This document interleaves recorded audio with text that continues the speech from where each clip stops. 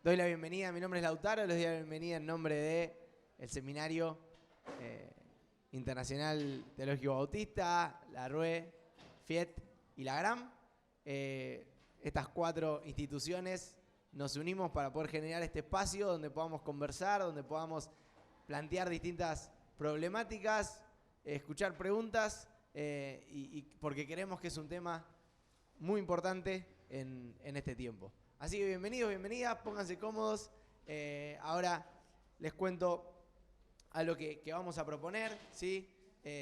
Para que ya lo tengan en cuenta. No sé si podemos ir a la placa del eslido, Dani. Antes de presentar a los expositores, pueden escanear este código QR o entrar a la página eslido.com y poner ese código que aparece ahí arriba, numeral 409-5030.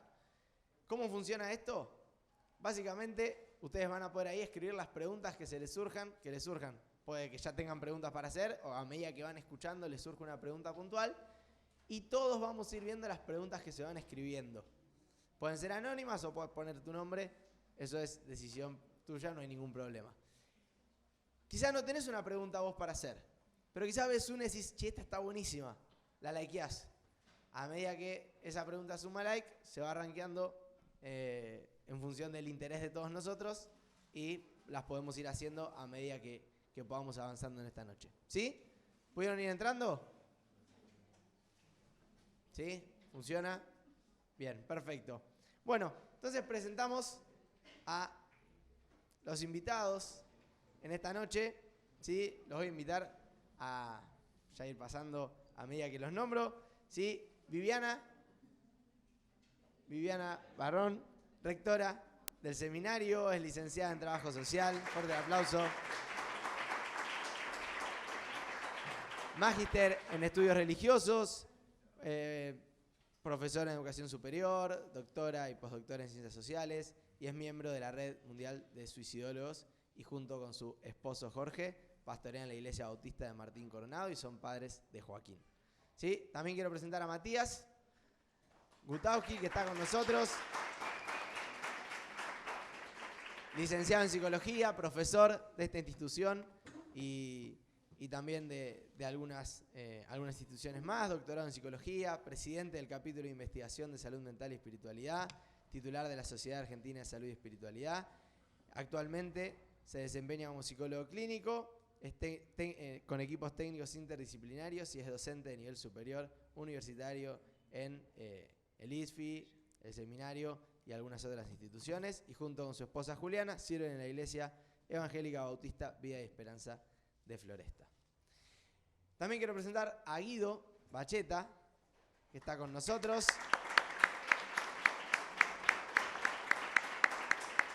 Él está casado con Alejandra, es papá de Gracia y Victoria, estudió Sociología y Coaching Organizacional, dirigió la GRAM, fue profesor en el Instituto de Especialidades Juveniles y actualmente es pastor de jóvenes y adolescentes en Saddleback, Buenos Aires. Y por último quiero presentar a Nadia, también conocida como Nash, o más conocida como Nash. Ella está casada con Calo, es mamá de Caleb y trabaja como psicóloga en el Hospital de Clínicas y el Oncológico Rofo. En cuanto a lo ministerial, fue fundadora junto con su esposo de los congresos Wake Up, junto con distintos cursos y workshops para líderes, además de haber pastoreado para adolescentes durante varios años. Junto con su esposo también es profesora en el Instituto de Especialidades 625 en la materia específica del Ministerio con preadolescentes, además de colaborar con artículos y haber escrito un libro que fue publicado tanto en español como en inglés, específico para la edad. Ellos van a estar con nosotros hoy, dándonos su mirada de las distintas disciplinas que ellos representan en cuanto al tema de la salud mental juvenil. Sí, vamos a tener a Viviana exponiendo más de lo que es el trabajo social, las ciencias sociales y también todo su conocimiento sobre la problemática del suicidio. Tenemos a Matías con toda su experiencia, tanto en la iglesia local como desde la disciplina de la psicología, lo mismo que Nash, y también Guido aportándonos su experiencia desde la sociología y también desde su trabajo como pastor en la iglesia local. ¿Sí? La idea es combinar toda la experiencia académica de ellos 4 con la experiencia del ministerio pastoral en la iglesia local. Así que comenzamos el conversatorio y me gustaría proponer que cada uno de ustedes nos cuenten cuál creen que es el principal desafío que tiene la iglesia hoy con respecto a este tema. Adelante, por favor. Bueno, gracias por sumarse a esta invitación.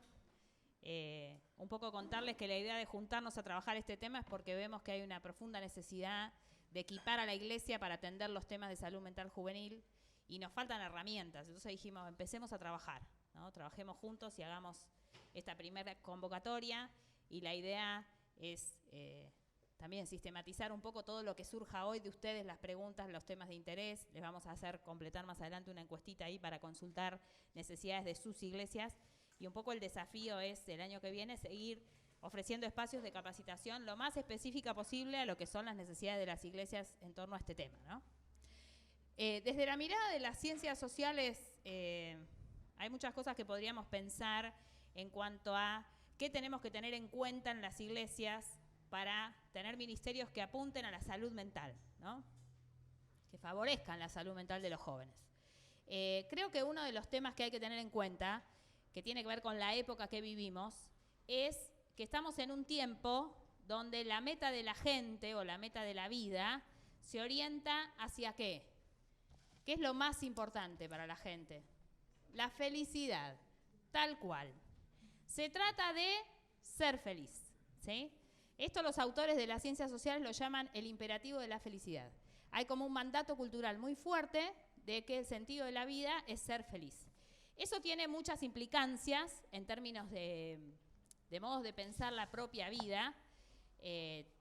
Se construye todo ese mito de la felicidad posible, ¿no? Por intereses también económicos, de fomentar consumos que alienten esa felicidad o que alimenten esa felicidad. Y por otro lado, para potenciar el individualismo, que conviene al sistema que seamos lo más individualistas posibles. Entonces, si algo me hace feliz, bien. Y si no me hace feliz, nos vimos, ¿no? Entonces, es como el filtro para las cosas, para las decisiones, para organizar la vida. Y ese estado de búsqueda de felicidad en el que vivimos, yo creo que le podemos aplicar el nombre que usaba Durkheim, que era anomia, ¿sí? La anomia es cuando la sociedad no puede regular los deseos de las personas, no le puede poner límites. Entonces lo que uno desea se descontrola y se vuelve inmanejable, ¿no? Entonces Durkheim decía que hay una forma específica de suicidio, que es el suicidio anómico, que se da cuando una persona no puede regular lo que espera, ¿no? Y entonces la frustración se vuelve inmanejable y la persona se suicida. Bueno, creo que estamos en una época de mucho riesgo de eso, porque esta búsqueda de la felicidad no tiene límites. ¿De qué depende que yo sea feliz?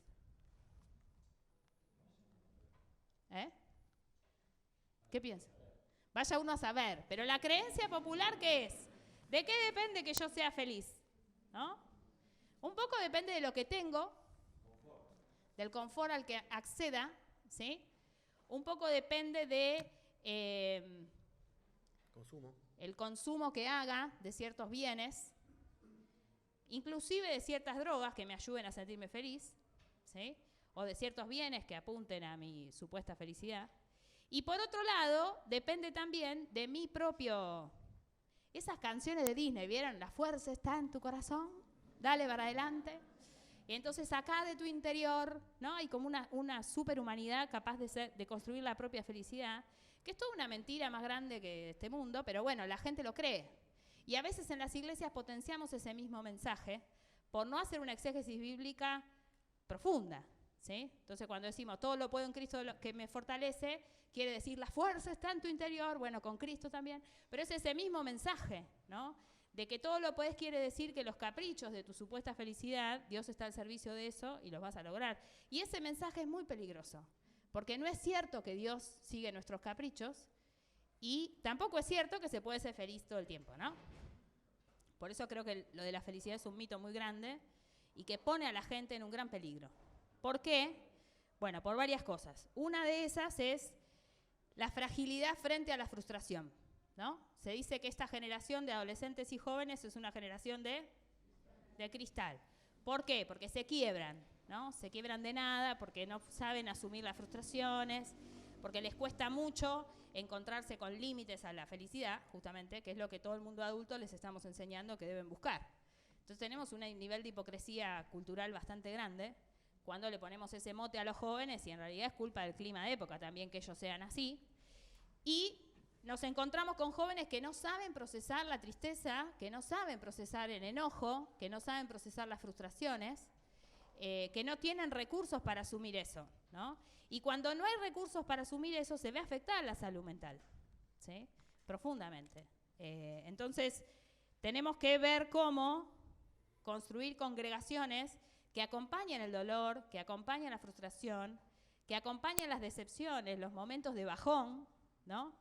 Que nuestras redes sociales no sean puras selfies sonrientes, sino que también veamos el otro lado de la vida, ¿no? Que tiene que ver con situaciones de decepción, que a veces Dios no hace lo que nosotros quisiéramos, porque bueno, es Dios, y no me da el gusto siempre Dios a lo que a mí me gustaría, y eso no quiere decir que no me ame, pero por ahí Dios está viendo algo que yo no, ¿no?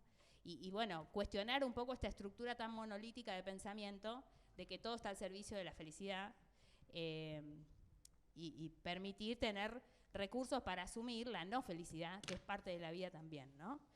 Y creo que también esto tiene una implicancia fuerte para la Iglesia, que es dejar de poner esa mirada tan negativa sobre lo que es la búsqueda de la salud mental en espacios de profesionales de la salud mental, ¿no? Todavía hay congregaciones donde está prohibido ir a un psicólogo o ver a un psiquiatra, está mal visto como una falta de fe o falta de llenura del espíritu, ¿no? Eso es súper peligroso. Yo cuando hablo con pastores siempre uso el ejemplo del parto, ¿no? Cuando está en juego la vida de un bebé que va a nacer, ¿usted como pastor le diría a esa gente que no vaya a hacerse ver con un profesional de la salud? No, porque está en juego la vida, ¿no? Si el parto no es bien atendido, por ahí se muere el bebé, se muere la mamá. Tenemos muy asimilado el hecho de que hace falta un profesional que atienda esa situación. Bueno, lo mismo pasa con la enfermedad mental cuando no se la atiende, ¿no? También está en juego la vida. También está en juego la vida cuando alguien sufre una situación que no está pudiendo manejar, que los recursos que tiene no alcanzan y hay que buscar ayuda profesional, ¿sí?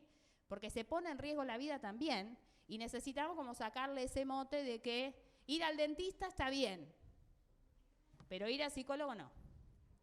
Y yo digo, en las campañas de Anacondia se emplomaban las muelas, ¿sí? Pero si vos vas al dentista no te acusan de falta de fe. Ahora, si vas al psicólogo, por ahí sí. Qué raros somos, ¿no? La manera de pensar las cosas. Bueno, el hecho es que a veces Dios nos sana milagrosamente y a veces Dios nos sana usando a personas que se formaron para eso. Entonces tenemos que sacarle ese peso de estigma a la atención profesional de la salud mental y creo que desde la Iglesia podemos aportar mucho en esa mirada, ¿no? Es decir, hay personas que estudiaron, a las que Dios les da dones y capacidad de ayudarnos a caminar caminos de salud cuando lo necesitamos. Y no tenemos que poder solo, porque la fuerza no está en tu corazón, sino que está en que somos personas interdependientes. Y en muchas situaciones requerimos que otro nos tire un salvavidas, ¿no? Que nos ayude, que nos acompañe en un tramo, ¿no? de nuestra caminada, para que nos enfile los patos, no sé la metáfora que quieran usar, pero que nos ayude a saber cómo seguir adelante en una situación que se vuelve difícil. Entonces pensaba en esos 3 puntos como cuestiones bien sociales, ¿no? Cuestionar el imperativo a la felicidad y este estado de anomia en el que estamos viviendo, trabajar las frustraciones, las cuestiones difíciles, las tristezas, lo que no entra en ese rubro de felicidad, sino todo lo contrario, y por otro lado, laburar en sacar el estigma, la atención de la salud mental como algo que pueda ser visto como falta de fe o algo negativo. Bueno, creo que es eso. Son 3 ideas que quería compartir para empezar a pensar.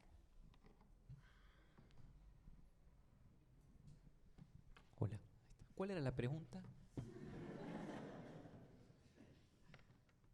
¿Cuál es el principal desafío que tiene Iglesia hoy con respecto a este tema? Gracias. Bueno, antes que nada, muchas gracias por la invitación a compartir con ustedes este tiempo y también dejarles los saludos del capítulo de Salud Mental y Espiritualidad de la Asociación Argentina de Salud Mental y de la Sociedad Argentina de Salud y Espiritualidad de la Asociación Médica Argentina, que nos acompañan auspiciando esta noche este momento.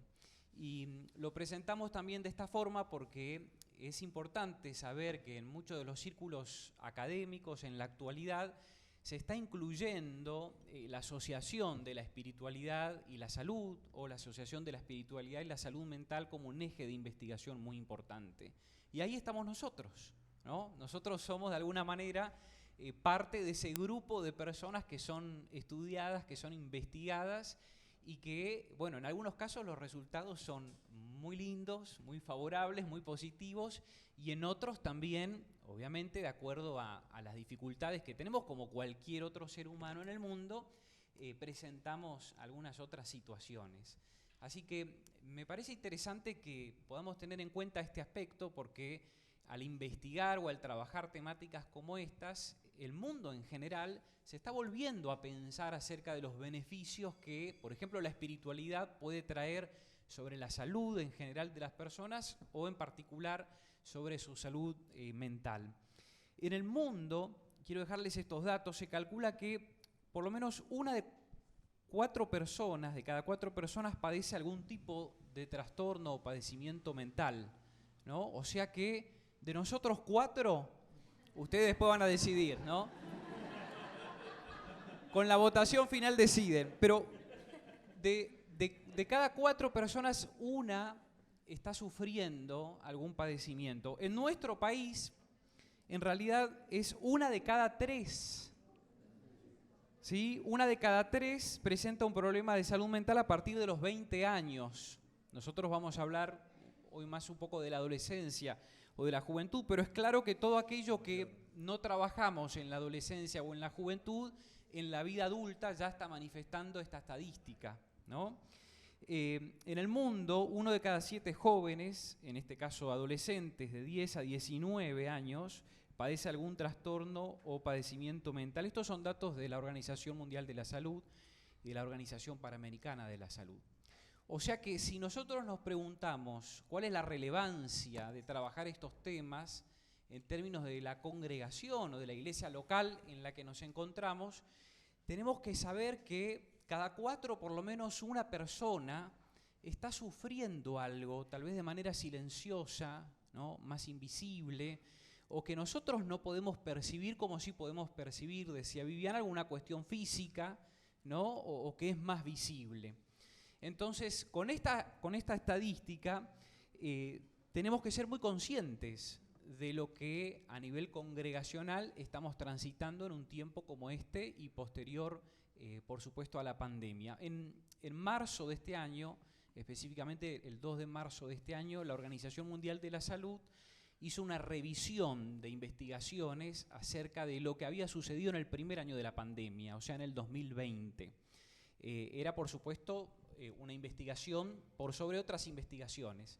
Y esta investigación arrojó que, por ejemplo, los trastornos depresivos habían aumentado solo en el primer año de la pandemia, en el 2020, un 27,4% aproximadamente. Y los trastornos de ansiedad un poquito menos, entre 25 y 26%.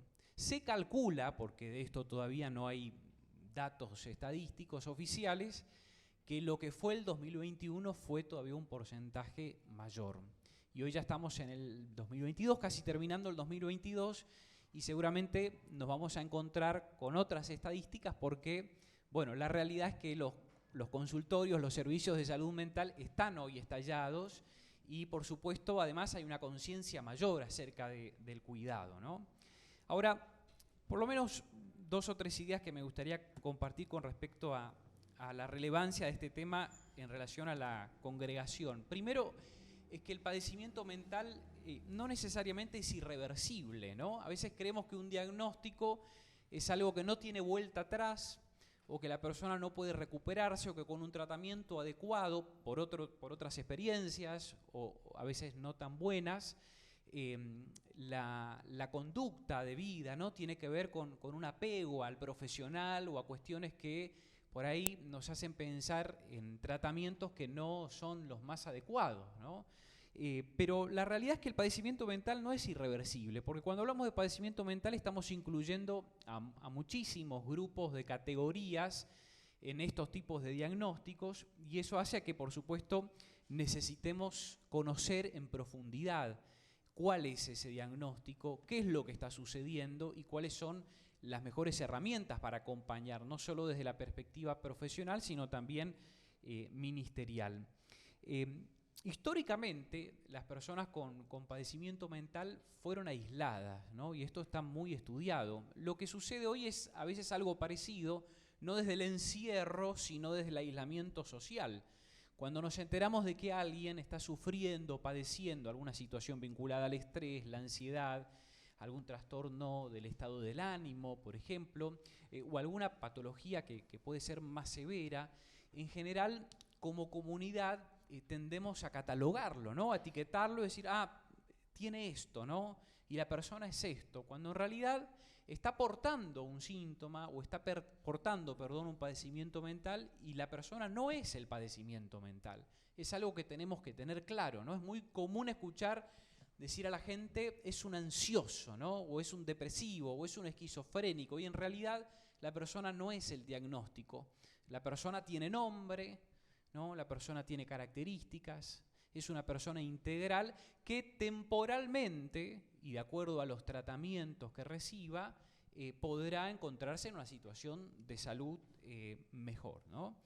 También tenemos que desterrar el mito de que el padecimiento mental convierte a las personas en sujetos violentos o peligrosos, ¿no? Por eso hay el aislamiento, por eso hay la separación, la segregación, cuando en realidad no es así, ¿no?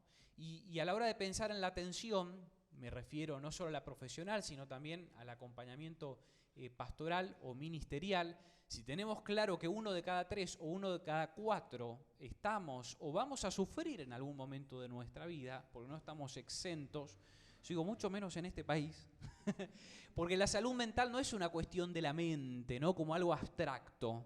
La salud mental tiene que ver con todos los aspectos de nuestra vida. Lucas 2, ¿no? Jesús crecía en estatura, en sabiduría y en gracia para con Dios y con los hombres. Eso me dejó la gran, ¿vieron?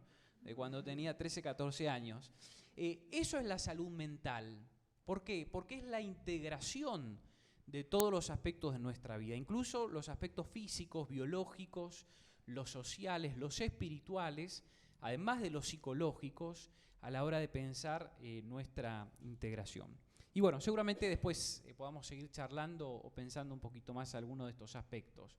Por eso no tengamos miedo, ¿no? Tal vez alguien que está a nuestro lado está sufriendo en este tiempo o está desarrollando un padecimiento. A veces la palabra enfermedad mental, ¿no? O trastorno mental suena un poco fuerte, suena un poco pesada. Bueno, hay diagnósticos que son específicos, pero si nos pensamos todos desde el sufrimiento, nos podemos comprender mejor y caminar juntos, acompañándonos en cada uno de nuestros procesos específicos.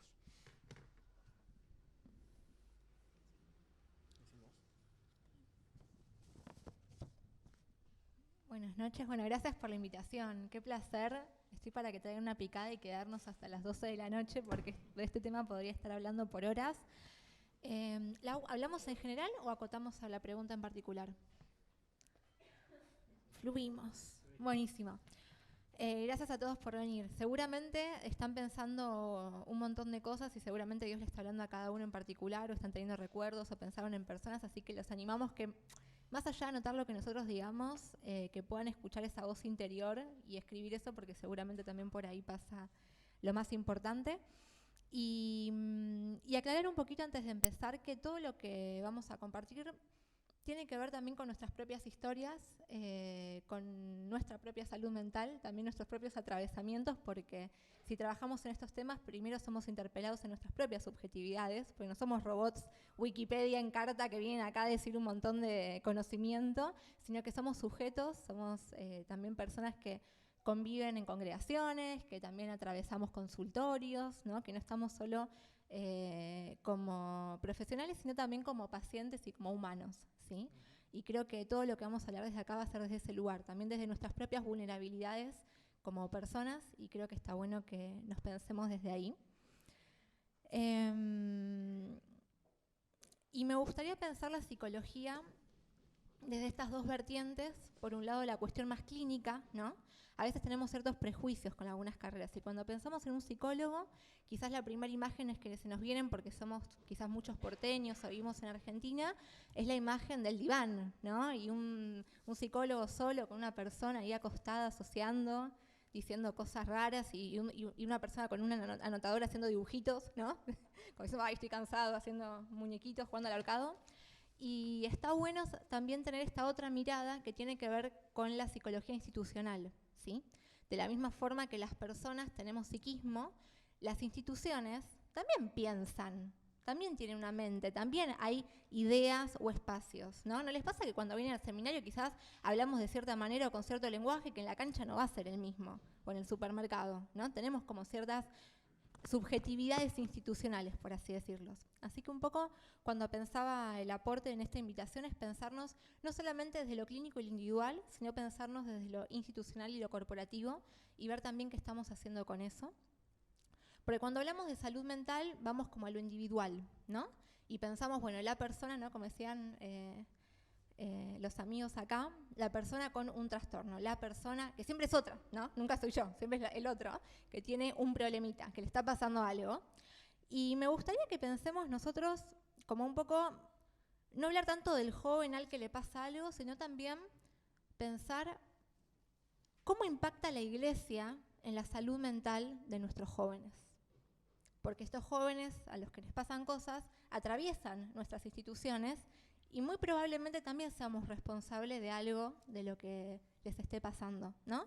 De lo bueno y de lo otro también. Así que me gusta mucho el versículo y me encanta Jesús revolucionario hablando de antes de andar viendo ¿qué? Antes de andar viendo la pajita en el ojo ajeno, ¿qué tenemos que hacer? Bien, hoy si podemos vernos con la viga que tenemos enfrente, yo ya me voy a dormir tranquila. Hoy quiero que hablemos de esa viga, ¿sí? Porque nuestros jóvenes, por supuesto que son hijos de una época, y creo que hoy estamos desde un lugar donde no queremos culpabilizar en absoluto, ¿no? Cuesta muchísimo la angustia, el sufrimiento, el aburrimiento, sino realmente es una realidad que hoy por hoy quizás las generaciones que están viniendo ahora les están teniendo problemas muchísimo más grandes por situaciones económicas, crisis mundiales y cosas así, con muchos menos recursos, ¿sí?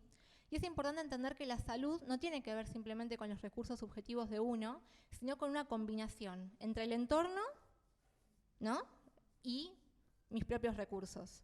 Quizás en ciertos recursos yo vivo una vida adaptativa con estos recursos que tengo entre un entorno que es favorable, que es benévolo, que es bonito, pero un entorno hostil de crisis, de cambios, de pandemia, de hostilidad, bueno, los recursos que en otro lado me hacían sano, acá me hacen padecer. Y está bueno tener esa conjunción y por eso importa lo institucional. El psicoanálisis nos invita un poco a estar a la altura de la época. Y creo que está bueno convocar esta invitación también como iglesia a estar a la altura de los jóvenes que tenemos en esta época, sacando toda idea de nostalgia de que el tiempo pasado fue mejor, ¿no? Porque antes los jóvenes, ¿no? En mi época, a veces tenemos como cierto prejuicio. Y por eso me gustaría que hablemos de algo que tratamos de hacer en los consultorios permanentemente, que es apelar a la responsabilidad subjetiva, ¿no? Cómo cada uno es responsable, tipo, bueno, ¿qué tenés que ver vos con esto que te está pasando? ¿No? Siempre me engancho con uno que me engaña, fulanito, menganito, y cuando ya van 5, bueno, ¿qué tenemos que ver nosotros con eso que nos está pasando, no? Bueno, y eso es un poco la idea que a mí me gustaría que podamos pensar como iglesia, cómo podemos responsabilizarnos subjetivamente, y para eso tenemos que implicarnos, y para eso tenemos que embarrarnos y decir, bueno, nosotros también tenemos algo que ver con lo que está pasando con la salud mental de los jóvenes de nuestra época. Desde la sociología podemos pensar también entre lo instituido y lo instituyente. Seguramente muchos de ustedes leyeron de Bourdieu y de todo lo que tiene que ver con que tenemos ciertas nociones instituidas, ¿no? Como algo que viene como un dado, ¿no? La psicología es porque vas al psicólogo es porque tenés un problema, porque estás un poco loco, porque estás mal espiritualmente. Hay como todo un bagaje de conocimientos que están en nuestro imaginario cultural del que, bueno, que ya vienen de fábrica. Y por supuesto que los movimientos que quieren cambiar algo de eso van a provocar resistencias, ¿sí? ¿Conocen la frase mal pero acostumbrado? Bueno, todos tropezamos con la misma piedra muchas veces y el psiquismo tiene que ver con algo de eso, ¿no? Lo que se repite, que no me gusta que pase, pero bueno, me vuelve a pasar. Y como instituciones también a veces nos pasa lo mismo, ¿no? Que a veces nos encontramos diciendo las mismas cosas y después decimos, che, yo creo en esto, ¿realmente es así? ¿Lo digo porque me lo dijeron y la tradición me enseñó? O que podamos problematizarnos alguna de estas cuestiones. Y el instituido más grande es que es un tabú, ¿no? Pero cuando abrimos la Biblia nos encontramos con personas depresivas, con personas maníacas, con personas con ideas de muerte, con todo lo que se te ocurra. Y está buenísimo, porque si para Dios no es tabú, ¿por qué debiera hacerlo para nosotros? ¿No? Pensar un poco desde ese lugar. Dios lo llena todo, pero la iglesia no. ¿Sí? Está buenísimo entender que una cosa es Dios y realmente todos los que estamos acá hemos dedicado nuestras vidas a la iglesia, lo seguimos haciendo y amamos a la iglesia profundamente, pero estamos muy lejos de decir que la iglesia puede abarcar todas las necesidades de una persona. ¿Sí? No confundamos una cosa con la otra. Y si hoy por hoy en el hospital de clínicas tenemos un cura en paliativos con AMBO y que está yendo a todas las camas y que permanentemente se está ocupando de lo espiritual, y en el Instituto Oncológico, donde permanentemente estamos atravesados por la muerte, porque tenemos chicos con osteosarcomas que en 3 semanas se nos van, y dentro de esos espacios y desde la ley de salud mental que tenemos, que somos precursores en Argentina en todo lo que tiene que ver con salud mental, se toma, como decían los compañeros, la visión espiritual de las personas, y los hospitales tienen en cuenta la visión espiritual. Qué importante que ahora, como iglesia, estemos asumiendo también que la medicina, la psicología y todas estas maravillosas cosas que Dios creó, porque si entendemos que Dios creó todo, simplemente la ciencia no hace más que encontrar aquello que Dios ya puso de antemano, y que podamos darle el espacio. Así que creo que este es un espacio riquísimo desde ese lugar. Y bueno, ¿no? 3 puntitos para pensar si como institución estamos patologizando el malestar psíquico, porque hay una imagen que a mí me gusta mucho pensar, que trabajamos mucho cuando hablamos de sintomatología. Imagínense un tipo que trabaja en una fábrica, que no es una fábrica de motores, ¿no? Que hay ruido y que está tipo clink, clink, clink, clink y todo el ruido y algo explota y que hay alarmas y que todo el tiempo hay como ruido de máquinas y máquinas y máquinas. Y vos estás ahí y estás 15 minutos y ya te querés ir, porque es insoportable estar en ese lugar y el tipo te dice, ¿qué te pasa? No, yo no escucho nada, está todo re bien, la paso bárbaro, vos tenés un problema. Se le quemaron las neuronas auditivas, esa persona está sorda. ¿Sí? Los otolitos, bien, gracias. ¿Por qué? Porque se acostumbró al ruido. Esa persona tiene ¿está implicado subjetivamente en que tenga una patología? No, el tipo está bárbaro. Pero muchas veces estar bien en entornos terribles justamente es porque estamos completamente alienados a ese sistema. Y un poco parte de la viga de la que me parece que tenemos que hacernos cargos el día de hoy es que muchas veces estar bien en lugares donde está todo mal es más patológico que presentar algún síntoma. Tengo mic, gracias. Hola a todos y a todas, buenas tardes, buenas noches.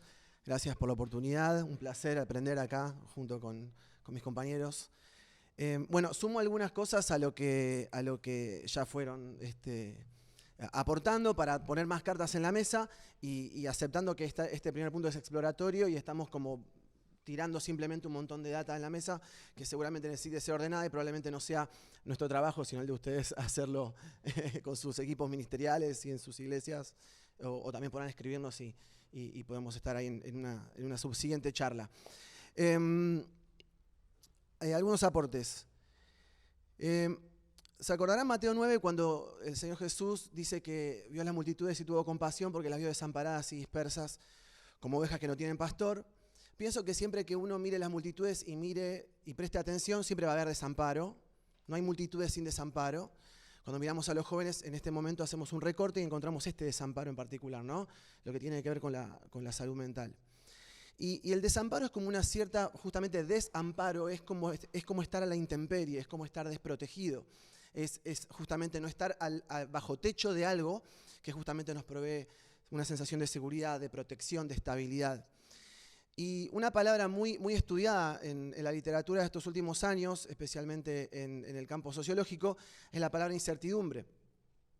Y el mundo en el que vivimos, alta modernidad, posmodernidad, modernidad líquida, como le quieran llamar, tiene un componente muy alto de incertidumbre y eso produce un gran malestar en los jóvenes. Esta cuestión de la salud mental y especialmente la incertidumbre es multicausal, y eso no es una maravilla decir eso, siempre queda bien, pero además tiene sentido y podemos explicarlo. Pero básicamente, desde el aporte biológico, ¿no? y estudios que muestran cómo se va retrasando el ingreso a la pubertad y el desfasaje que van teniendo los chicos entre la posibilidad de desear y perseguir la satisfacción personal, pero ese desfasaje entre el desarrollo del lóbulo frontal y la capacidad de decidir, de regular esos impulsos. Y después, cuestiones como lo social. Saben que 7 de cada 10 estudiantes que terminan la secundaria se quieren ir del país. Los que tienen 40 como yo más, recuerden en el último año de secundario, ¿quién se quería ir del país? Nadie. Nadie decía, me voy a Argentina. Ahora 7 de cada 10 es un montón diciendo, creo que si hay un mundo mejor para mí, no es en mi país. La incertidumbre sobre qué carreras vas a estudiar, ¿no? Porque en el mundo en el que crecieron nuestros abuelos, había 3 o 4 carreras identificadas como vehículos de movilización social ascendente. Si yo entro a medicina o entro a abogacía, probablemente voy a salir de la situación de la que vengo con mis padres y mis abuelos, quizás inmigrantes en muchos de nuestros casos, y voy a poder prepararme para un futuro mucho mejor. Este mundo ahora te enfrenta a una multiplicidad de carreras, de posibilidades, de trayectorias laborales. Eso puede parecer muy copado desde un punto de vista, pero también la incertidumbre produce una gran sensación de inestabilidad, de incertidumbre. El campo laboral, la economía del conocimiento y el campo laboral asociado a todo lo que es IT y programación, es algo que está creciendo en todo el mundo. Es una vía de acceso rápida, muchos jóvenes estudiando para entrar rápido y conseguir laburo rápido, porque hay mucho trabajo, todos trabajan, hay buenos trabajos. Y cuando hablas con ellos y les preguntás, bueno, ¿y por qué elegiste esta empresa? Además cambian de empresa todo el tiempo. Porque esta empresa tiene el más alto grado de permanencia de los planteles del rubro. ¿Y cuánto es ese alto grado? 4 años. Eso quiere decir que una persona en esta empresa se visiona 4 años y eso es un montón. Pensá esto para tu vida y pensá esto para el mundo en el que crecieron nuestros abuelos, donde decían, si entré a laburar en el ferrocarril me voy a morir laburando en el ferrocarril. Qué bueno que ya pude lograr esto y ahora me preocuparé de otras cosas. Pero resulta que el mundo en este que vivimos hay incertidumbre, incertidumbre, incertidumbre, y eso también se traduce a lo espiritual. Y acá hago un aporte yo. Esto ha sido siempre así. Dice la Biblia, dijo el apóstol Pablo, que fuimos creados para Dios y creados para buenas obras, las cuales Dios preparó de antemano, ¿no? Eso tiene que ver con descubrir para qué estamos en el mundo. Y la carta que nosotros manejamos desde una perspectiva de fe es que nadie habita este mundo sin un propósito. Dios crea a propósito y con propósito. Y esto también tiñe incluso los debates culturales y sociales y políticos de estos últimos años, y entiendo que es mucho más complejo que eso, hablamos de política, pero cuando pensamos que cada persona pisa este planeta porque Dios quería, ¿no? La creación de Dios no es desintencionada. Entonces nuestro encuentro espiritual es un encuentro con el Señor para salvación y también para descubrir para qué estamos en el mundo. Y ese descubrimiento de para qué estamos en el mundo, resulta que la Biblia, y también muchas de las perspectivas psicológicas que vengo investigando este último tiempo, lo relacionan con el máximo bienestar. Por ejemplo, hace un tiempo me encontré con un artículo de New York Times del psicólogo organizacional Adam Grant. Si lo siguen en Instagram es muy famoso, tiene una de las charlas TED más vistas del mundo. Y él dice que hay un malestar, en el 2020 hubo una emoción predominante en el 2020, y creo que todos van a adivinar si abro la pregunta, fue el duelo. En el 2020 la emoción fue el duelo, porque algo que pasó en todo el planeta es que todos perdimos algo. Y la gran pregunta entonces, bueno, ¿y cuál es la emoción del 2021? La emoción del 2021 es para él languidecer. Si quieren buscar ese artículo, es el malestar que tiene nombre, se llama languidecer. Y él dice que languidecer es un estadio intermedio entre la depresión y el máximo bienestar, es un suave deslizamiento. Y si yo les empiezo a leer las características del languidecer, todos van a levantar la mano y decir, yo estoy ahí. Y lo que descubre este artículo, que en realidad trae un montón de investigaciones del campo social y del campo de la psicología, es que lo interesante es que, y esta es la limitación, y por eso esto es lo copado que nosotros tenemos de una perspectiva de fe, Lo mejor que podemos lograr como cultura es saber cómo se llama lo que nos pasa y démonos un abrazo, ¿no? Como vos te pasa lo mismo que a mí, abracémonos y lloremos juntos porque no hay nada más que resolver. Pero resulta que este autor, sin saber lo que nosotros sabemos, y ahí está el potencial de la iglesia, él dice que en la punta, en el espectro de la salud mental, en el extremo opuesto de la depresión, está el florecimiento. ¿Y florecimiento qué sería sino la posibilidad del despliegue de todo aquello que está en uno, de toda la potencialidad de uno, ¿no? Es como cuando en la primavera florece el naranjo y da la flor, y da el olor, y da el color, y da la forma, y da la textura. Y de nuestra perspectiva, y trayéndole a la conversación, gran parte, no es todo, pero una parte de la conversación sobre la salud mental tiene que ver con el despropósito, con que no sé para qué estoy en el mundo, no sé qué hago. Y por eso, como coordenada para traer la conversación de las iglesias, de los equipos ministeriales, de las currículas pastorales, tiene que entrar la cuestión del propósito, la cuestión del llamamiento, la cuestión de los dones espirituales, la cuestión del autoconocimiento, no solo eso. Hoy abundan las herramientas de autoconocimiento. Y estaría bueno que las iglesias traigamos value drivers, enneagrama, y todas cuestiones que no son sagradas, no son la tabla de la ley, pero que son parte del proceso de que yo diga, yo estoy diseñado, estoy cableado de esta manera, y Dios puede usarme de esta manera. Y también descubrir tu particularidad te ayuda a entender la particularidad del otro. Ya lo sabemos un poquito con esto del lenguaje del amor, ¿no? Bueno, es por ahí, pero más o menos, es para ese lado. Pero es esto de somos todos diferentes, y si somos todos diferentes nos podemos entender, podemos ser comunidad y podemos complementarnos, ¿no? Y me parece interesante entonces para hablar de salud mental entenderla como un cierto desamparo, en el cual la iglesia tiene un rol fundamental y no es el único. Está buenísimo todo lo que vienen diciendo, esto de desmistificar. Es re importante que los pastores, los líderes, hagamos terapia y digamos, hago terapia. Y yo todo el tiempo digo, hago terapia, alguien me mira y dice, ¿en serio? ¿Por qué vos? ¿Sos pastor? ¿Viste? Justamente por eso hago terapia. Ese es mi tema con mi psicólogo. Pero porque hay algo que tenemos que entender y tenemos que blanquear en la iglesia. Hay una canción que dice Jesús es suficiente. Quiero decirles que no. En la Biblia entendemos que Jesús es suficiente para salvación, pero dice Santiago, confiésense sus pecados los unos a los otros para que sean sanados. O sea, Jesús es suficiente para salvación, pero para sanidad necesitamos a otros. Esos otros involucran ayuda profesional, involucran un terapeuta, una persona especializada, involucran a la iglesia. Entonces, ¿qué aporte tenemos nosotros? No importa que no estés específicamente en el campo de la psicología, la iglesia tiene que asumir un rol fundamental en la sanidad de las personas. Nuestra sanidad y las personas que lideramos. Porque así lo pensó Dios. Vamos a ir al cielo por encontrarnos con Jesús, pero vamos a sanar en círculos, en compañerismo, en comunión, unos con otros. Y hasta acá. Después seguimos.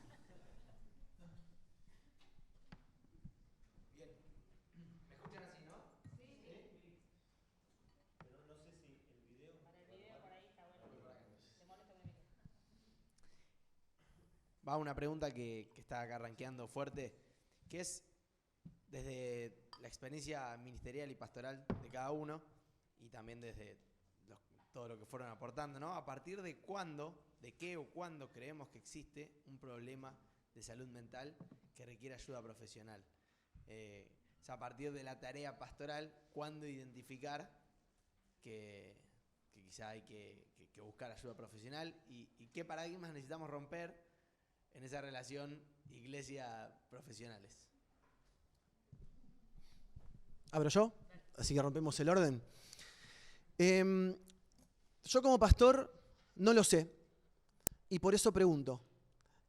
Tengo estratégicamente un montón de contactos con personas que quiero y respeto, que son del campo de la salud mental, a los cuales permanentemente derivo gente solamente para que vayan a hacer una pregunta que yo no puedo responder. Me parece muy bueno lo que decía Matías. Hay palabras que se metieron en el lenguaje popular y la gente dice, ay, quiero que sea mañana, tengo ansiedad, ¿viste? Porque no sé, toca Coldplay. Y bueno, o sea, pará, tranquilo, no te autodiagnostiques tan rápido, no te prescribas nada, o sea, andá y preguntá, ¿viste? Buscá una persona que sepa y preguntale.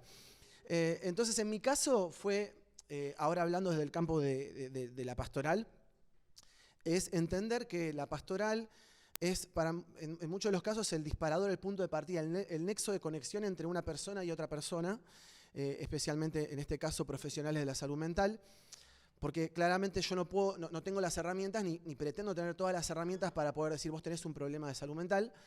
Si esto a vos te está preocupando y te está haciendo muy mal en el tiempo, yo te acompaño en mi lugar, pero te quiero proponer que converses con estas personas. Y ahí es donde viene mucho el campo. Yo le contaba a Matías que lo conozco porque en esto de ir sin haberlo conocido en persona, porque en esto de ir recomendando gente, tendrías que ver una persona, no, yo ya me atiendo con Matías, listo, joya. Y así hay una red de personas con las que yo trabajo regularmente y también les consigo laburo, así que buenísimo. Vamos a comisionar, ¿no? Se me acaba de ocurrir. Para mí, sumando a lo que él dice, creo que es importante entender que derivar no quiere decir sacármelo. Yo te derivo, no sos más mi oveja. Ahora te atiende, ¿no? No, porque una cosa es el rol del cuidado pastoral y otra cosa es el espacio terapéutico. Lo bueno que tiene el espacio terapéutico que es transitorio.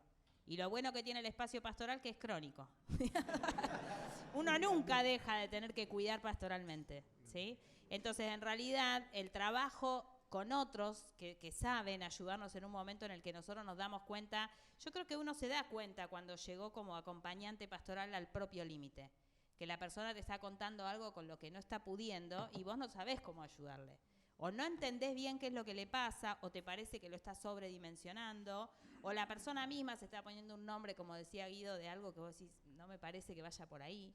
Entonces, hay que reconocer que uno no sabe todo, ¿no? Los pastores no sabemos todo, lamentablemente, estaría genial, pero no. Entonces, que nosotros mismos reconozcamos nuestro límite y decir, bueno, yo te puedo acompañar, pero en esto necesitamos refuerzos y yo te sigo acompañando. Porque a veces se le plantea a la persona una disyuntiva. O te sirve el acompañamiento pastoral o andate a terapia. Y la persona no quiere perder el acompañamiento pastoral, porque hay cosas que sostiene el acompañamiento pastoral que el espacio terapéutico no va a sostener, ¿no? Entonces, como que hay que mantener el compromiso de acompañar pastoralmente, aun cuando hagamos una derivación. Por eso, derivación es más como trabajo en conjunto, no es sacármelo, ¿no? Sacar a la persona de mi circuito de cuidado. Sigue siendo parte de nuestra responsabilidad.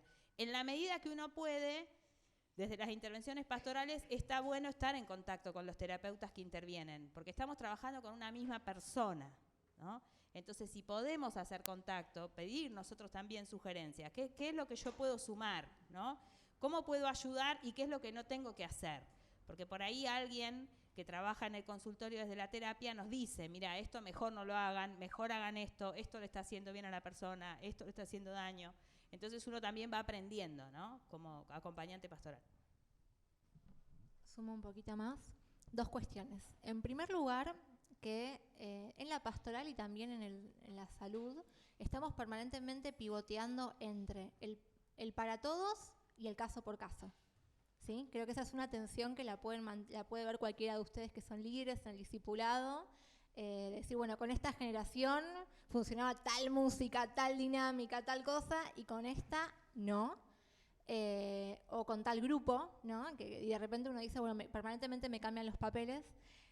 O de repente tal consejo me sirvió con 5 noviazgos, pero con el 6º le doy ese consejo y la cosa no funciona, ¿no? Entonces, a veces ahí es cuando se nos caen las fórmulas mágicas y un poco sentimos que hacemos agua.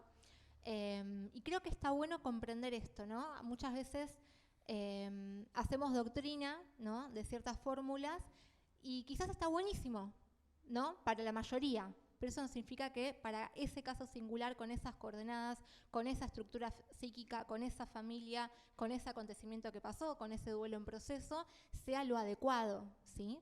Entonces creo que está bueno tener como ese ojito clínico, ese discernimiento de las coordenadas de cada uno. Y por el otro lado, pensar que nuestro sistema de salud está pensado en niveles, ¿sí? Atención primaria, secundaria y terciaria de la salud, ¿sí? La atención primaria tiene que ver con la promoción y la prevención de la salud, ¿sí? Que es la atención comunitaria, que tiene que ver con los talleres de promoción, la psicoprofilaxis, por así decirlo, lo que hacemos preventivamente, y creo que muchas veces las iglesias hacemos esa tarea, ¿no?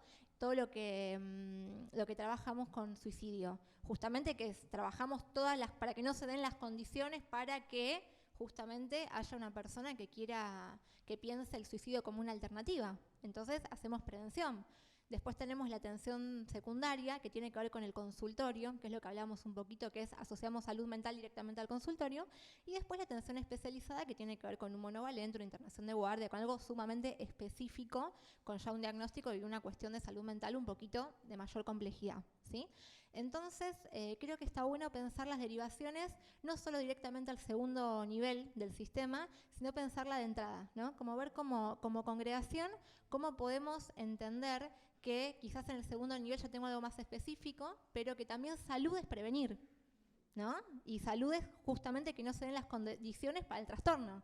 Entonces, que esa es la parte más importante, digamos, de la salud y que podamos animarnos a apelar más a eso y a, de repente, derivar más temprano, ¿no? Como que quizás no tiene que ver con que fulano de tal vaya a un consultorio, sino que también tiene que ver con que venga alguien a dar una charla sobre tal tema, a que conversemos o saquemos ciertos trapitos al sol inicialmente.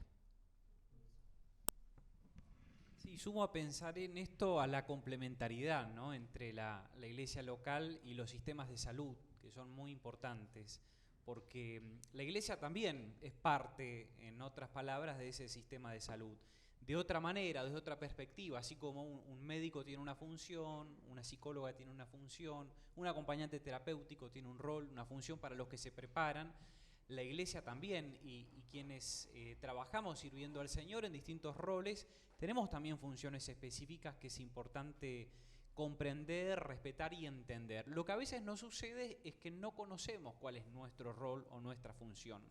Entonces, como líderes queremos hacer diagnósticos de salud mental y no es eso lo que nos corresponde. Sí nos podemos capacitar, ¿no? Sí nos podemos formar porque no podemos hoy desconocer todo lo que está sucediendo en el campo de la salud mental, pero no es nuestra competencia, llamémosle ministerial, profesional, ni siquiera legal la de hacer un diagnóstico. Para eso existen profesionales que están formados, habilitados, con una matrícula profesional y que hoy, además por la Ley Nacional de Salud Mental del año 2010, reglamentada en el 2013, requiere la intervención de un equipo interdisciplinario, donde por lo menos esté un médico, un profesional psicólogo o psicóloga, un trabajador social, justamente para advertir de todas estas miradas, ¿no? Y también la ley dice que de ninguna manera la creencia religiosa o espiritual tiene que ser un obturador, ¿no?, en el proceso de desarrollo de las personas. Entonces, eso es algo que nosotros debemos tener en cuenta.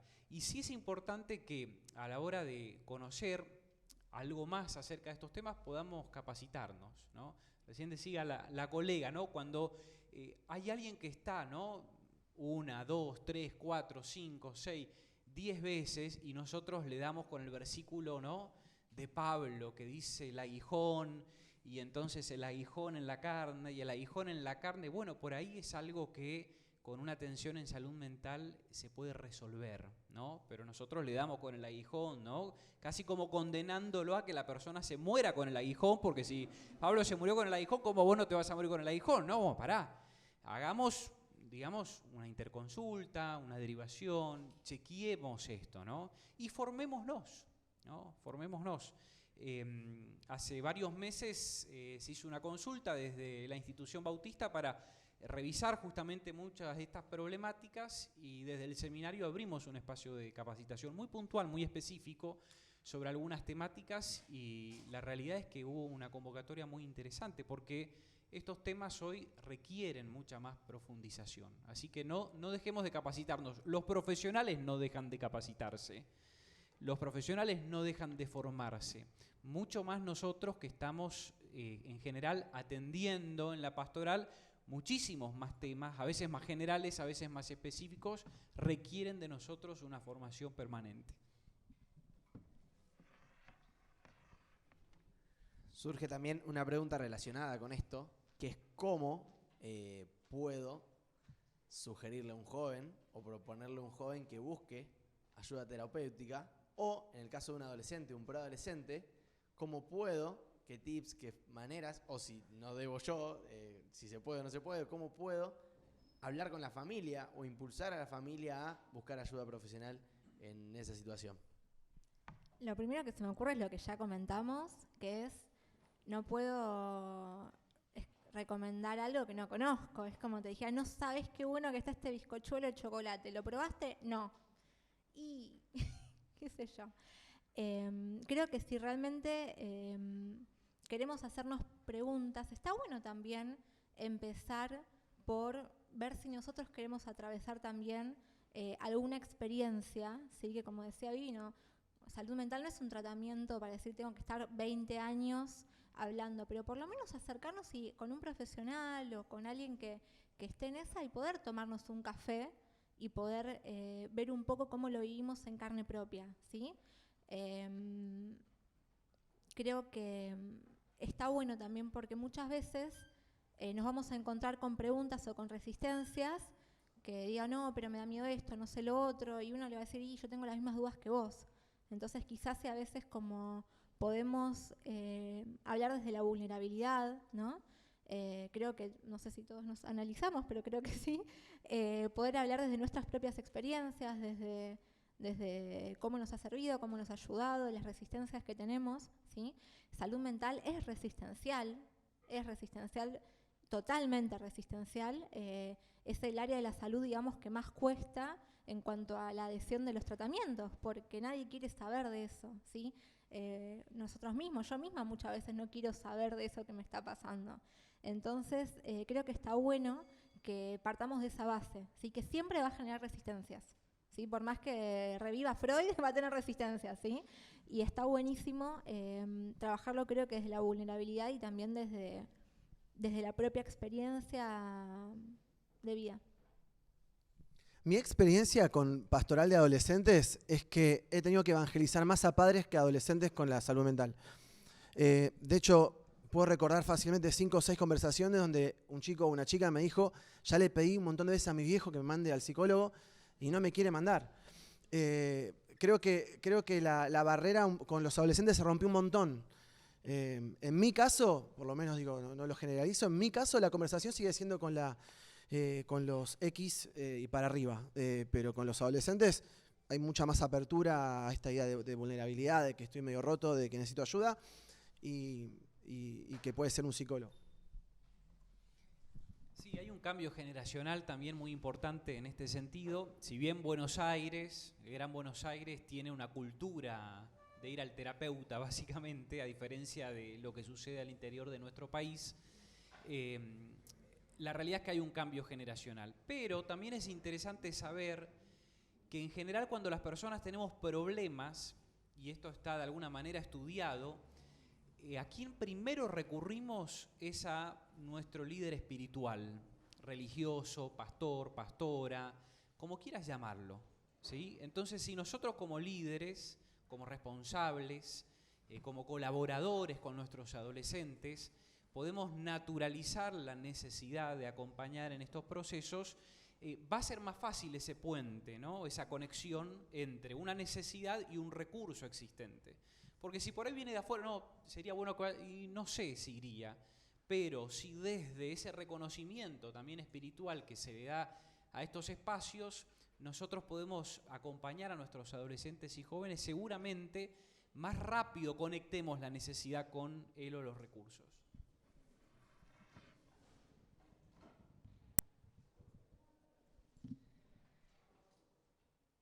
¿Qué dinámicas de la vida de la iglesia local previenen o ayudan a la salud mental juvenil?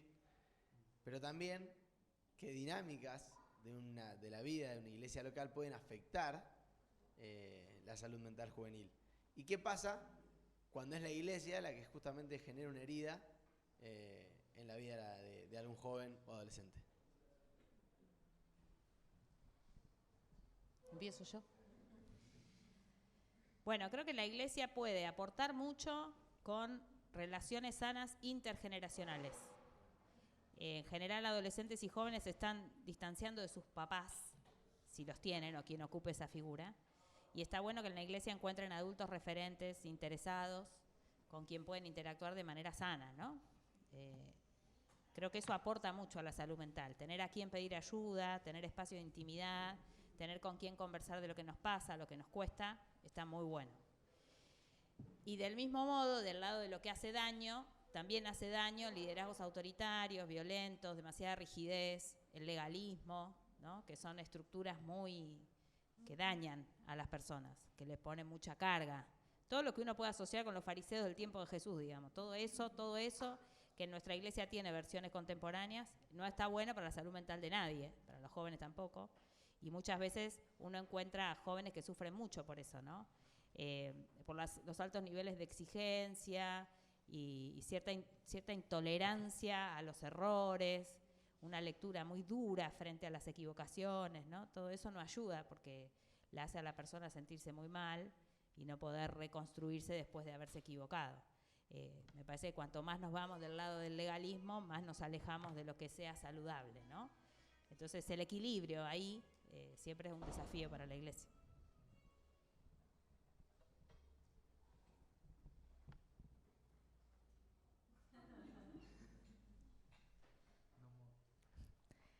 Todo eso, todo lo que dijo Vivi.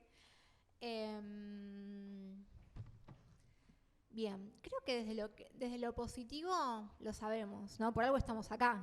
Si todos decidimos ser parte de esta comunidad y ser parte de esto es porque realmente somos beneficiarios de primera línea de todo lo hermoso que aportan las comunidades cristianas y lo que es vivir a Jesús comunitariamente y entre amigos y familia.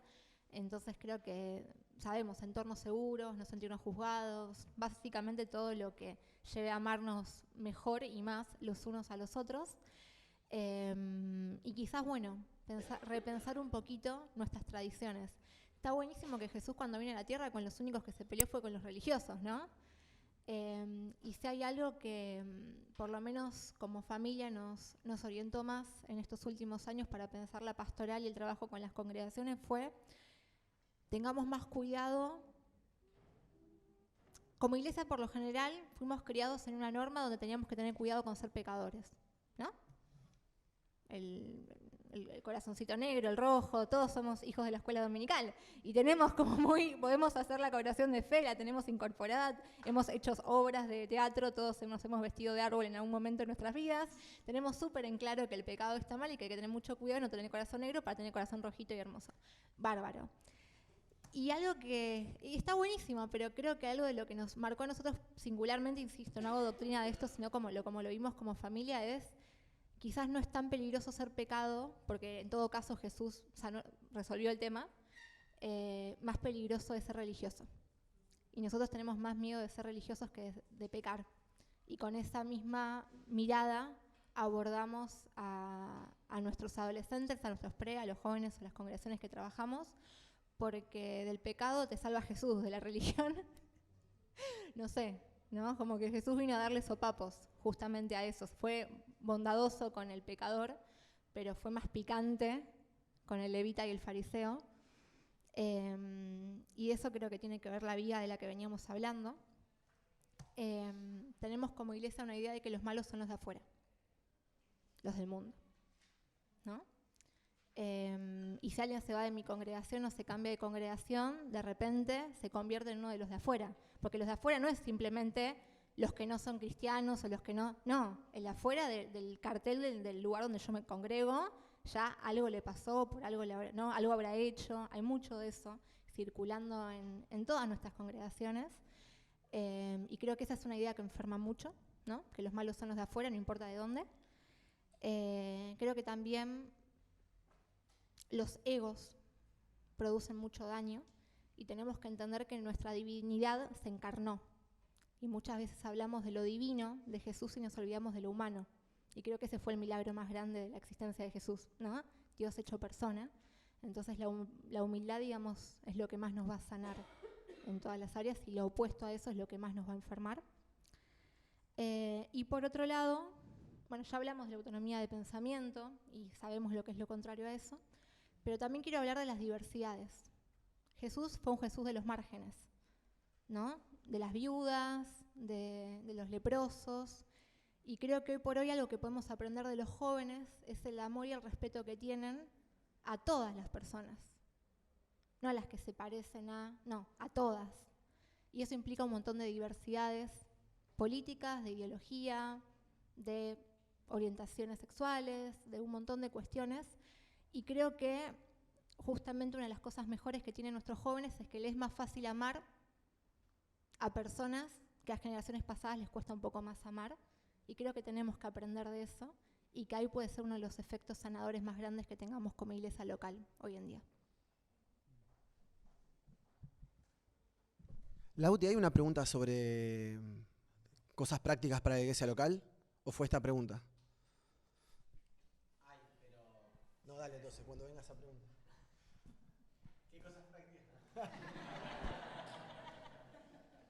No, esta es específica, quizá pienso en vos, Viviana, el que quiera puede sumar algo, pero ¿qué herramientas se pueden aplicar para acompañar a familiares de un joven o a un adolescente que pasó por un intento de suicidio o está luchando con pensamientos de suicidio? Bueno, creo que frente a eso la intervención más fuerte es trabajar la culpa, ¿no? Porque cuando hay un intento de suicidio en un hijo, un familiar, el entorno se siente muy culpable. Y está bien asumir responsabilidad en la situación y ver cómo uno puede sumar a acompañar a esa persona que está sufriendo, pero la culpa no es el camino, porque la culpa se asocia más al remordimiento, ¿no? A cuadros que no son sanos tampoco. Y muchas veces se instala la familia en eso, ¿no? Nosotros tenemos la culpa de que nuestro hijo esté pasando por esto. Entonces, bueno, trabajar eso, ver cómo procesarlo, y ser personas que seamos capaces de consolar, ¿no? a la familia que sufre junto con este joven que intentó suicidarse, o si se suicidó y se murió, también. Ver cómo ser agentes de consuelo para ellos. De mostrar mucho amor, de cuidar mucho, no emitir juicios rápidos sobre la situación, no explicar lo que no podemos explicar. A veces uno habla de más, mejor callarse y acompañar desde el cariño, ¿no? Desde la ternura, la empatía, y ver qué se puede aportar a esa situación, ¿sí? Me parece que hay mucho para sumar desde ese lugar, y después, bueno, ver en cada caso específico, porque a veces sí los intentos de suicidio de los chicos tienen que ver con relaciones muy conflictivas con sus padres, y es necesario que sus padres revisen su manera de relacionarse con los hijos para que los hijos estén bien. Entonces uno también puede ayudar en eso a mostrar como puntas de cambios que son necesarios en la familia, ¿no? Como acompañar a la familia en la posibilidad de modificar ciertas cosas que van a ayudar a la salud de los hijos.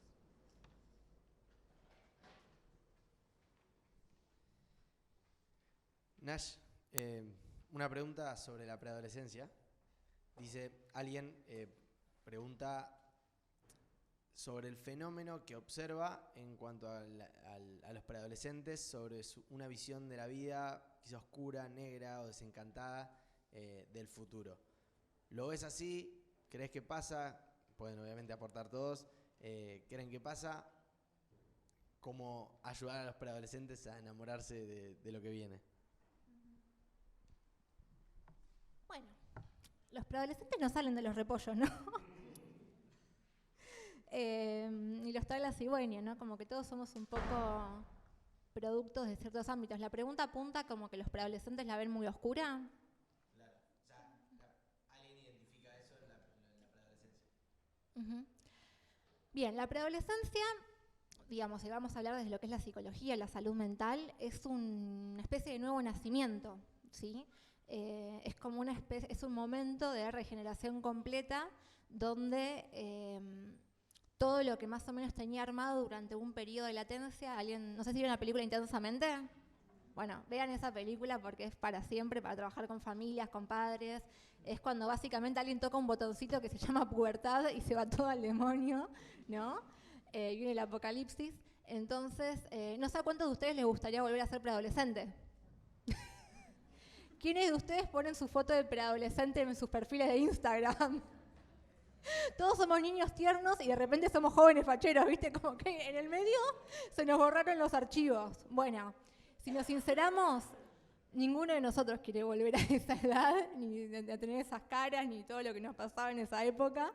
Entonces, bueno, hay algo de lo oscuro que se puede percibir que, bueno, si hacemos un poquito de memoria, y sí, o sea, el mundo no se ve muy amable porque tenemos un montón de pensamiento evolucionado para hacernos preguntas existenciales y muy pocas herramientas emocionales y cognitivas para responderlas. Entonces hay algo del déficit que se va a dar en esa etapa constitutiva.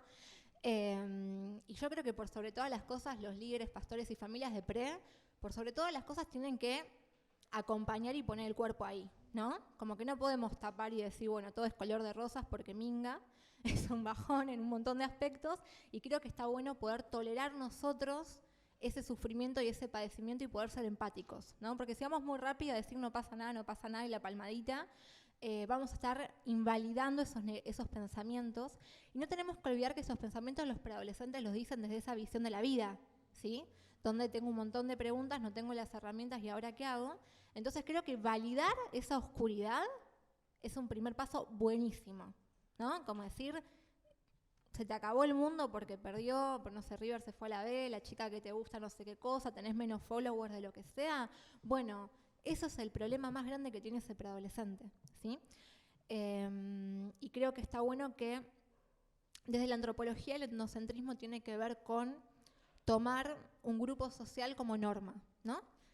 Y por las antípodas, digamos, de la antropología está como el otro movimiento crítico que discuta el etnocentrismo. El etnocentrismo tiene que ver como uno, el centro de todo, es fácil de entender. Y el relativismo cultural tiene que ver con, bueno, me meto en los zapatos de esa cultura y la entiendo desde sus códigos, desde sus valores, desde lo que le está pasando. Creo que como iglesia y como familia somos adultocéntricos, ¿no? Todo lo vemos de la perspectiva adulta, y lo que no encaja con la visión adulta lo vemos en déficit o complicado, ¿no? Por eso esa visión de la adolescencia. Y creo que hacer ese ejercicio de ponernos desde ese lugar y no verlo desde nuestro aprendizaje superpoderoso, sino entender que son años donde va a haber que acompañar cuerpo a cuerpo y lado a lado, hacer toda esa construcción de andamiaje emocional para que la vida sea un poquito más linda y se vea una lucecita al final del camino.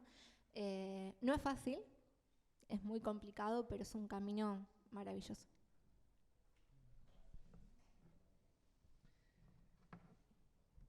¿Qué herramientas prácticas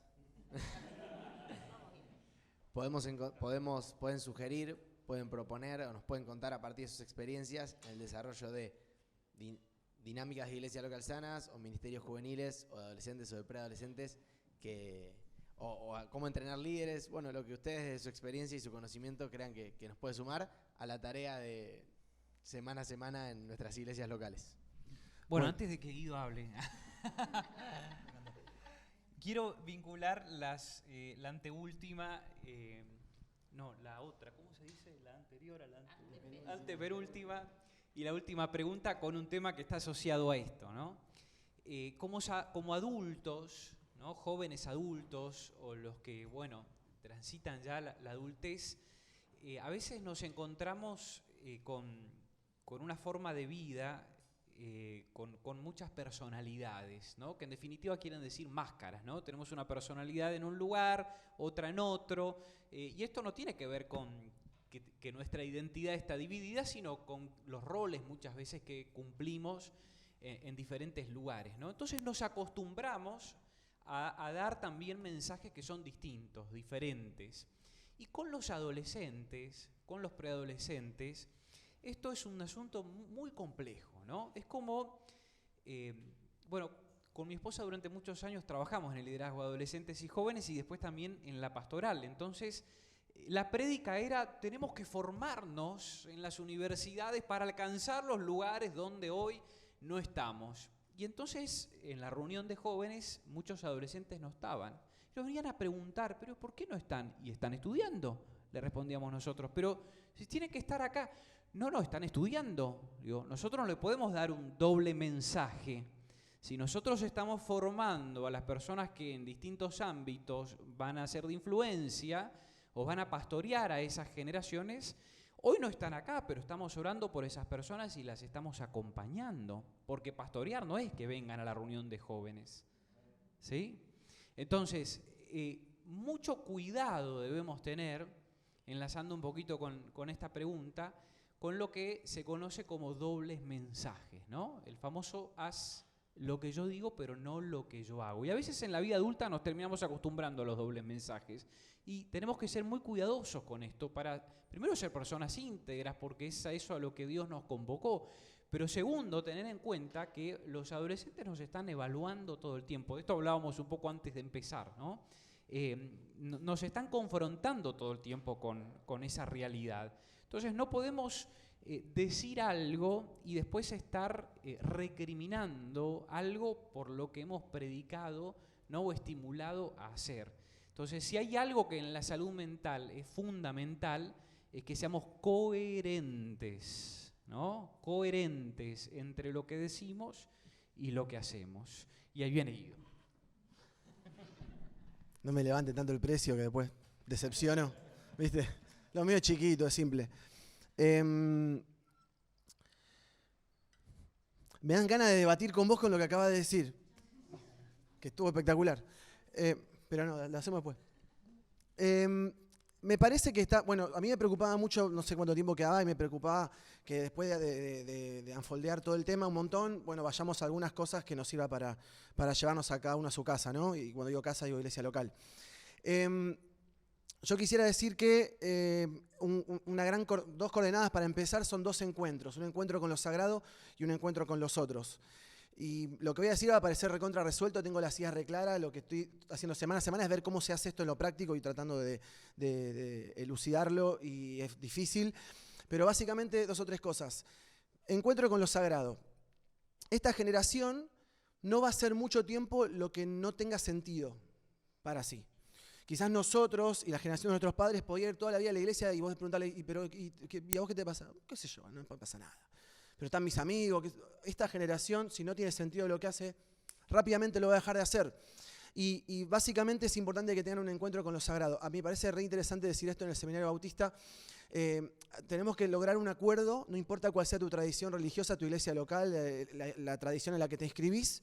Tenemos que ponernos de acuerdo en que el encuentro con lo sagrado es posible. ¿Está bien? Que cuando Jesús ascendió, mandó al Espíritu Santo, la presencia de Dios habita en nosotros, podemos acceder, puedo entrar a la presencia de Dios, porque tengo al Espíritu en mí, y porque soy hijo, soy hija, y esto parece que estoy predicando. No, esto es muy importante, porque esta generación necesita el encuentro con lo sagrado, necesita que en algún momento le pique lo que pasa, ¿entendés? Y eso no necesariamente es una alabanza cachonda, puede ser una predicación, puede ser un grupo pequeño. Mira, no me importa, tenés que generar múltiples posibilidades, esta es la idea, múltiples y diversas posibilidades, creativas posibilidades para que se dé el encuentro con lo sagrado. Y esto lo hemos visto en la Grama y la iglesia local 200 millones de veces, generando las cosas más raras y más extrañas del universo, y ver cómo a uno dijo, ¡oh! Acá, ¿entendés? Y acá la entendí. Después de 20 años de iglesia, acá me cayeron las fichas. Ese encuentro con lo sagrado es urgente, porque si no lo tienen en el corto o mediano plazo, te van a abandonar y no vas a tener más influencia en sus vidas. Una vez volví a un micro de predicar en Córdoba y me toca hablar a una chica. ¿Y vos, vos sos de acá? No, yo vuelvo a Buenos Aires. ¿De dónde venís? Vengo de un retiro, estuve predicando y yo estaba emocionado. Y la miro, y vos, yo también vengo de un retiro espiritual y estaba toda emocionada. Ah, sí, ¿qué fue tu retiro? Estábamos en el cerro, abrazando los árboles, conectados con el universo. Y yo escuchaba a una persona delirante, pero todo lo que decía tenía sentido para ella. ¿Se entiende a dónde voy? Yo veía una persona encendida con, para mí, no sé, una cosa para que ellos expliquen mejor que yo. Pero el punto es para ella tenía sentido. Entonces, primer encuentro, un encuentro con lo sagrado es fundamental. Eso tiene que ocurrir y vos lo tenés que promover en tu iglesia local. Tenés que generar múltiples oportunidades para que haya encuentro con lo sagrado. Y segundo, encuentro con los otros. Es urgente. Cuando era chico se decía, la iglesia no es un club. Tu iglesia tiene que ser un club. No es solo eso, ya lo sabemos todos, pero tiene que ser un club. Tus pibes, tus jóvenes tienen que decir, acá está bueno, acá me junto, acá tomamos mate, acá tomamos la coca, acá hablamos de la semana, acá. Porque sabes que en algún lado lo están haciendo. Y no es que vamos a decirle, no lo hagas en el patio de la universidad, no lo hagas en el recreo del colegio, hacelo ahí, pero también hacelo acá.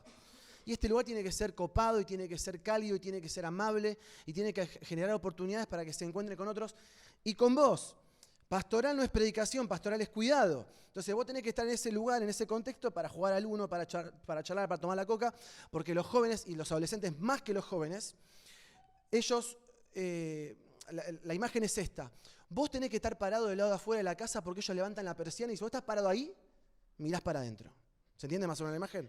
Vos no te metés en la vida interior de ellos cuando vos querés. Ellos van a levantar y si vos estás parado ahí vas a mirar. ¿Y cuándo te pasa eso? A mí me pasa jugando al uno, a mí me pasa bailando en el jazz dance, a mí me pasa en los contextos más delirantes, me pasa ahí. Y la mayoría de las veces no me pasa cuando quiero que me pase, cuando estoy predicando, cuando hago el llamado. O sea, ahí no pasa nada, ¿entendés? Entonces vos tenés que generar contextos de encuentro con el otro. Y si ese otro sos vos, espectacular. Estaba volviendo de Santiago del Estero hace 1 o 2 meses y les quiero contar, que Matías creo que sabe de esto, la conversación religiosa en el norte es otra cosa. Y estaba hablando, me estaba peleando bien, o sea, estaba haciendo lío a propósito, ¿no? Con todo un grupo de pastores y líderes que estaban en contra de que en la iglesia los chicos se diviertan.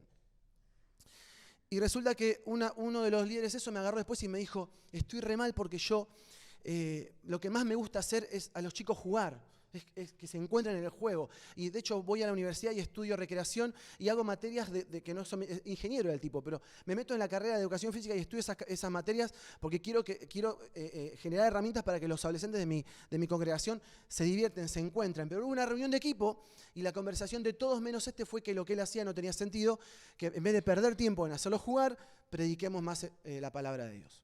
Entonces, el encuentro con lo sagrado es súper central y acá no hay un debate entre una cosa o la otra, las dos. Necesitas un encuentro con lo sagrado y necesitas un encuentro con los otros. Redefinamos lo sagrado, ¿no? Me encanta. Para ser súper prácticos, 3 cosas rapiditas. Bueno, rapiditas. En primer lugar, una pregunta permanente es, bueno, ¿y cómo hacemos prácticamente para que los jóvenes, puntos suspensivos, ¿no? Como fill de blanks, agregale lo que sea, o para que los adolescentes o para que los preadolescentes, y permanentemente como líderes tenemos esa pregunta, y creo que hoy por lo menos le estás preguntando a las personas equivocadas. Las personas a las que tendríamos que preguntar es a ellos mismos. ¿Quién es la mejor persona para que sepa cómo va a conectar con Dios un preadolescente? Un preadolescente. ¿Quién es el mejor para saber cómo va a conectar con Dios un joven? Ese mismo joven. Porque no hay la preadolescencia o la adolescencia, hay las preadolescencias, que no es la misma la del 2000 que la del 95, que la del 84, la del 75 cuando la vimos nosotros. ¿Sí? Entonces entonces está bueno poder tener en cuenta que nuestros máximos interlocutores tienen que ser los mismos pibes. ¿Sí? ¿Por qué? Porque ellos van a conocer bien sus necesidades, qué les está pasando en la época, cuáles son sus luchas, cuáles son sus desafíos, cuáles son las modas. Entonces que creo que algo súper práctico es permanentemente tener un diálogo con ellos y va a ser súper incómodo, porque cuando crees que te las sabes todas, te das cuenta que el bailecito que te llevó 3 meses a aprender ya no está de moda.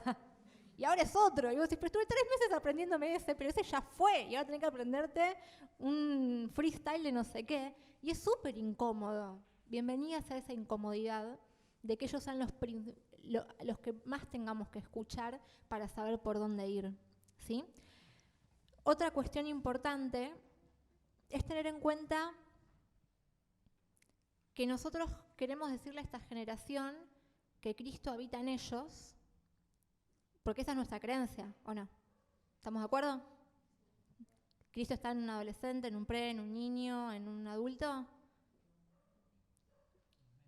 Amén. ¿Estamos seguros? Bueno, eso yo lo digo en mi creencia, pero en mi práctica le enseño que solamente habla a través mío, que soy una vieja de 30 años. Entonces, muchas veces nuestras prácticas y nuestras creencias se contradicen, porque creemos que Cristo está en todos, pero el 90% de nuestros grupos somos nosotros mismos hablando, o el mismo grupito de líderes de 30 o 40 años. Entonces es como dice, ¿vieron la frase que Dios está en todo el mundo pero atiende en Buenos Aires? ¿No? Eso del bien futbolera. Bueno, Cristo está en todos pero habla a través mío. Entonces, en creencias decimos una cosa, en práctica hacemos otra, se habló mucho de la cohesión, ¿sí? Entonces, si nosotros creemos en eso, aventurémonos a creerlo en acto, en darle la palabra a ellos, en permitir espacios propicios donde podamos ver a Cristo manifestarse a través de cada una de las edades. Y quizás también hacen un chiste verde o alguien se tira un gas y todos se matan de la risa, pero quizás ese pibe que dice una epifanía espiritual y una verdad inconmovible del corazón de Cristo, después se saca un moco y está buenísimo que así sea. Porque es así, porque así somos las personas en diferentes estadios de la vida y una cosa no le saca peso a lo otro. Por eso redefinamos lo sagrado desde nuestras tradiciones. Tengamos en cuenta que nuestra unidad no tiene que ver con un un adolescente o un joven, sino que tiene que ver con una familia. Como dijimos varias veces, todos somos consecuentes de una época, de una institución y de un grupo humano. La mayoría de las cosas que le pasan a los jóvenes tienen que ver justamente con el hogar del que vienen. Y está muy bueno escuchar a las familias también, ¿sí? Muchas veces es como que nos ocupamos de las familias hasta que son niños y después ya está, ¿no? Como que el adolescente y el joven ya es un adulto. Y es verdad, pero está bueno que podamos escuchar a esa mamá, a ese papá, no importa que no sean cristianos, a esos otros significativos. Muchas veces el otro significativo es el vecino, el entrenador del club, es la persona que más le importa ese preadolescente, quizás es la hermana, y que podamos ampliar un poco nuestro espectro y que podamos, esto que hablamos de la interdisciplina, bueno, escuchar esas voces, porque muchas veces estamos más como iglesia ocupándonos de que la familia se convierta y que venga el Señor, y de repente ahí nos van a cerrar esta persiana de la que veníamos hablando. Pero cuando vos le decís a esa familia, me importa lo que a vos te importa, y quizás a lo que a vos te importa es que el pibe no duerme bien de noche, o que se está llevando matemática, o que no hay para comer, ahí es donde tenemos que estar. Ese es el Evangelio, y para eso tenemos que abrir los oídos y cerrar la boca. Cosas prácticas: agarrá un papelito y una hoja. ¿De qué temas querés hablar? ¿Qué está pasando en tu casa? Que sea algo anónimo. Y esto lo puedes hacer con encuestas digitales, por Instagram. Hay un montón de formas re divertidas con juegos, pero es escucharlos permanentemente. Y también saber no solo lo que necesitas, sino también qué es lo que te gusta, porque lo que te gusta es la vía de conducción a lo que necesitas. Cuando Jesús dice, yo soy la vid y vosotros sos los pámpanos y ¿alguien sabe el versículo de memoria? Pues yo soy malísima con la memoria. ¡Qué presión! ¿Alguno en Reina Valera? Vosotros sos la vid y yo soy la vid, vosotros sos los pámpanos, el que permanecéis en mí. No, pero en Reina Valera, permanecéis en mí, yo en él. No. Llevaréis en vosotros llevaréis mucho fruto, porque separados de mí nada podréis hacer. Bueno, anda a explicarle un qué es una vid, qué es un pámpano y por qué estamos hablando en vosotros. Los 15 minutos de foco de atención que tenía los perdimos, ¿sí? Cuando querés llegar a que, ¿no? Bueno, Jesús le estaba diciendo eso a personas que tenían las piernas violetas y las manos violetas por estar todo el día con la uva y con los pámpanos, ¿sí? Jesús hablaba con los elementos culturales de la época. No estaba hablando, no es que las uvas son más cristianas que un celular. Era lo que había en ese momento, ¿sí? Y nosotros tendemos a mitificar y a hacer como súper guachihuau estas cosas y a santificar, y ahí nos parecemos quizás a veces como que vapuleamos un poco a los egipcios o a la iglesia católica romana o algunas cosas, pero a veces hacemos toda una simbología que no era más que el elemento cultural de la época y ya está. Y Jesús en el siglo XXI quizás lo hubiera dicho de otra manera. Entonces hay algo de conocer realmente la cultura de la época que es lo más práctico que podemos hacer como iglesia, ¿sí? ¿Por qué? Porque la cultura es como si fuera la pintura del edificio. Obviamente que la viga y lo importante y lo que lo sostiene tiene que ver con el amor, con la fidelidad, con la confianza, con el entorno seguro, con todo lo que se habló ahí. Pero, ¿qué va a hacer que alguien entre ahí? La pintura. Si Jesús se ponía a hablar de smartphones con la gente con la que estaba hablando, la gente iba a seguir cambiando porque este es un loco desquiciado. Pero habló de uvas. A mí me interesan las uvas. Yo quiero escuchar lo que este tipo tiene para decir, ¿sí? Creo que está bueno ser vivos y pescar algo de eso.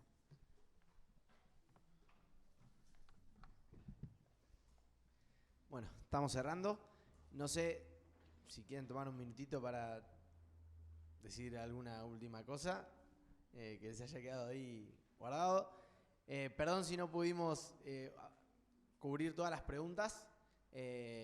Nos quedan, sí, para algún próximo conversatorio para el futuro. Gracias a todos por venir. Y antes de cerrar, queremos invitarlos a que puedan escanear ese código QR o buscar en su buscador ese link, ¿sí? Les va a abrir una encuesta, una pequeña encuesta muy cortita que nos va a ser de mucha ayuda que ustedes puedan responder. Es de inquietudes, de algunos datos de de sus realidades, que nos va a ayudar un montón para los futuros proyectos que queremos hacer juntas estas 4 instituciones. Quisimos generar este espacio porque creemos que es un tema relevante, creemos que es un tema importante y que realmente yo por lo menos me voy aprendiendo un montón, espero ustedes también, y la idea de este espacio era que pueda sumar a tu vida, pueda sumar a tu ministerio, a todas nuestras tareas en la iglesia local, y que nos esforzamos semana a semana por ayudar a muchos adolescentes, preadolescentes, jóvenes a encontrarse con Jesús y acompañarlos en el desarrollo de su vida con Él. Así que ahí tenemos las redes sociales de la GRAM, del seminario, de RUE, FIET. Gracias al seminario por el espacio, por darnos este hermoso lugar y todas las comodidades para poder hacerlo. Y bueno, gracias a todos por venir.